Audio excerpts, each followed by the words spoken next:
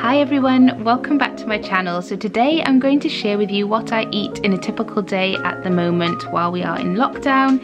And if you've been following my channel for a while, you will know that I tend to start these videos with porridge. That is what I have for breakfast, I would say 99% of the time, but for some reason at the moment I've been really enjoying having some Greek yogurt with some fruit, and actually this is why I'm enjoying it. I've discovered the recipe for the best granola I have ever tried. It is absolutely amazing, and I'm going to share the recipe for it on my Instagram, on my IGTV. I think I've never done an IGTV before, so head over and follow me if you don't already. I'm at Kate Bridge UK. I'll leave the link in the description box and I will share the recipe for it sometime in the next week or so. It is a maple or salted maple cashew granola. It's incredible. So luckily the sun was shining on this particular day, so I got to enjoy my breakfast in the sunshine and bribe the little two with a box of raisins each to keep them quiet so I could enjoy some peace. And I'm sure all mums are hearing the words "I'm hungry" quite frequently at the moment, and with 4 kids in the house, that's pretty much all I hear all day long. So I'm giving them an early lunch before preparing my own, and on this particular day I fancied some greens and lots of different veggies. I was just feeling a bit like I was lacking that kind of food, so I've just washed some kale to roast in the oven to make crispy kale, and then I get on with chopping some spring onions and grating some carrot. This is a fairly new lunch idea. I don't want to say recipe because it's not really a proper recipe, it's just chucking different things together on top of some bread, but it's a really good combination of flavours and one that I particularly like. So as you can see, I'm just slicing up an avocado there. It's actually past its best, to be honest. It was not the nicest one, but it was okay. So I was just chopping it up, slicing it up into strips, and then toasting a slice of sourdough bread, which is my current obsession. I have it every single day at the moment. I love it. If I can get it. It doesn't always seem to be available when I do my online shops at the moment, but if I've got it in the cupboard, then that is what I will have for lunch. So once I've toasted and buttered the bread, I just put a thin layer of hummus. On top of that, I put a layer of grated carrot, and then on top of that goes the avocado. I don't mash it or anything, I just leave it in strips. Then I season that with some sea salt and black pepper, and finally the chopped spring onions.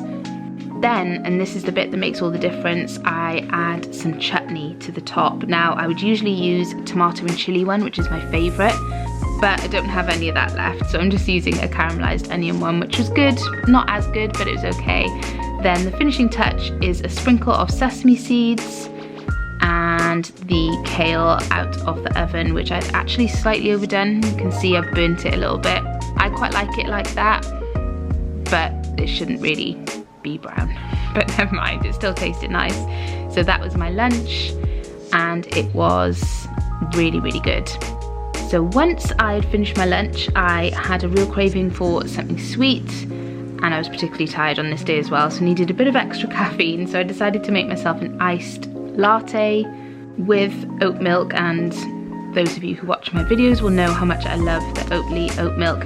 And a little tip here, which you may or may not know, you probably do and will think, how did you not know that before?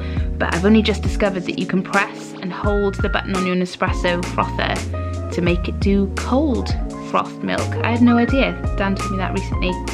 Mind blown. So that's my iced oat milk latte, and I just grabbed a couple of these Belvita biscuits and took them out into the sunshine to enjoy approximately 2.5 minutes apiece before one of the kids needed something. So fast forward a few hours and it's time to prepare dinner, and I've decided to make Hoisin salmon with some pak choy, another spring onion on top, and some rice.